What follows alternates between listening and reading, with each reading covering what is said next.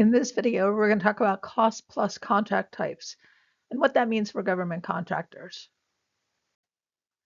So this is the definition for cost plus out of the FAR. As you can see, there's a description, application, and limitations. And those limitations are longer than what I've got here on the slide. There's more limitations in the actual FAR. I just wanted to give you some sense of what the limitations start at. So cost plus contracts based on the FAR definition are to be used to when you can't define your requirements sufficiently. Now, sufficiently is an subjective question, but in contrast to firm fixed price, you want under a firm fixed price contract, the requirements should be very well defined.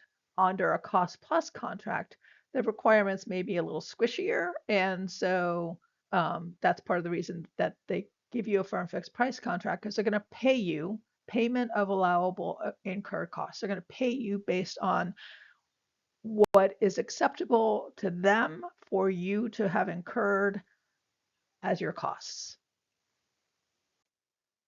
So again, out of the FAR, there are three types of cost plus contracts. There's cost plus incentive fee, cost plus award fee, cost plus fixed fee. So a cost plus incentive fee, or CPIF, is what we use for the shorthand. You get paid based on the relationship between your total allowable costs and the total target cost. So if you do your work a little bit better, a little bit more cheaper, then you might make some money off of that. That's how I interpret that. Cost plus award fee contracts, in the contract itself, you get paid for your allowable costs, but then you also get an award if you do a good job. And how that award is defined and when and how you get it is part of the definition or the negotiation that goes on for a cost plus award fee, or CPAF. CPFF, or cost plus fixed fee contracts, there's a negotiation at the beginning that you get a certain fixed fee, assuming you do the work well. However, that can be adjusted as a result of changes in the work. So it gives the government a little bit more squishiness in how the contract costs might be handled. So one of the things to keep in mind for cost plus contracts is this quote from the Defense Acquisition University. Cost plus contracts are ideal for research, development, and uncertain projects where the scope is hard to define. The government pays the contractor's allowable incurred costs. So allowable is an important word there. Incurred is another important word there, up to a specified ceiling, placing the cost risk on the government. So unlike a firm fixed price contract where the risk is on the contractor, under a cost plus contract, the risk is on the government. So that's a big difference and part of the reason why they don't like to use cost plus contracts. So again, a cost plus contract should be used when the requirements are not well defined easily in section C, or the statement of work, or the performance work statement. So if you've never done a cost plus pricing proposal, they're more complex than the average pricing proposal. You will have to provide a lot more documentation to support your price and your costs to the government. So you have to provide the details of the staffing, the LCATs, the people, how many of each people, all of that, all of those details have to be provided. And then you also need to provide the staff costs, usually in the form of pay stubs for the staff being proposed. And so that's pretty invasive for a lot of people. Some people really don't want to be bid on a cost plus contract because it gives the government insight into how much they're getting paid. So, and if you have people on your contract, your cost plus contract, who are paid particularly well, that can be a little bit of a problem from a cost plus perspective. So those are things to think about. Your margin is not added to the rates here. It's added to the rates in other contract types, but here you're not adding. Your costs are your costs for the people and how much it actually costs the contractor to have those people on the contract. But then you do get to add a margin to the overall costs. And usually that's a pretty low margin. So For firm fixed price contracts, because the risk is on the contractor, a contractor often can have a pretty high margin because they're taking a big risk.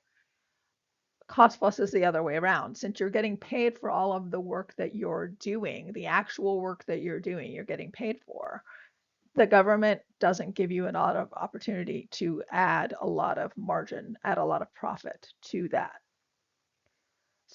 And then the details of how CPIF and CPAF and CPFF work are specific to each kind of contract, what the specific incentives are, or what the specific award fee plan looks like, or what the fixed fee contract looks like. Those are all very specific to each kind of contractor. But contractors need to be really careful with the fine print to ensure that they can meet those requirements to get those additional fees, whether it's incentive fees, award fees, or fixed fees. CPIF is the easiest to justify, but the most challenging to manage too. CPAF is subjective, right? It's award fee. So if you have a good relationship with the government on this particular kind of contract, then that can be a really lucrative thing. But if you don't, then you might not get your award fee, and then that could be a big problem for your company, depending on how big the award fee was supposed to be. And then CPFF has more requirements on both sides. And as noted in the FAR, could be used as an incentive for contractors if the work is a little squishier than other kinds of contracts. So again, we wanted to provide a little anecdote on a cost plus contract. In this case, working for a large government contractor, again, in relationship to the Affordable Care Act in 2010. We won a big CPAF, a contract cost plus award fee contract to help CMS update its systems to be able to confirm whether people were eligible for Medicare and Medicaid against a database that the company already managed. Because the legislation was so new, though, CMS wasn't sure what all the rules were going to be, and so a cost plus award fee contract made sense, and we were happy to do that. Because we performed well, we earned that full award fee. We earned the full fee on that cost plus award fee. And that contract became one of our company's signature contracts. So sometimes there's some confusion between time and materials contracts and cost plus contracts, because time and materials contracts, you are reimbursed for your people's time and the LCATs, and a cost plus, you're reimbursed for your people's time and the LCATs. So they seem to be kind of similar, and they are similar to a large extent. But T&M, you embed your profit into the rates, whereas cost plus, you're paid for the exact costs, and then you add a separate fixed or percentage-based profit fee, right? So that's the difference between T&M and cost plus, where your profit gets written into your rates. Okay. The other difference is obviously the materials, the actual equipment, not just services, that is included in a time and materials kind of a contract. Cost plus doesn't usually reimburse you for things like if you have to buy equipment or servers or whatever you might have to buy. That's not usually included in a cost plus contract. That would be more likely a time and materials contract. But contractors then can make money by adding their margin to their LCAT rates under a time and materials contract. Right? So the government doesn't get visibility, just like under a firm fixed price contract, they don't get visibility into the margin that you're adding to the LCAT rates.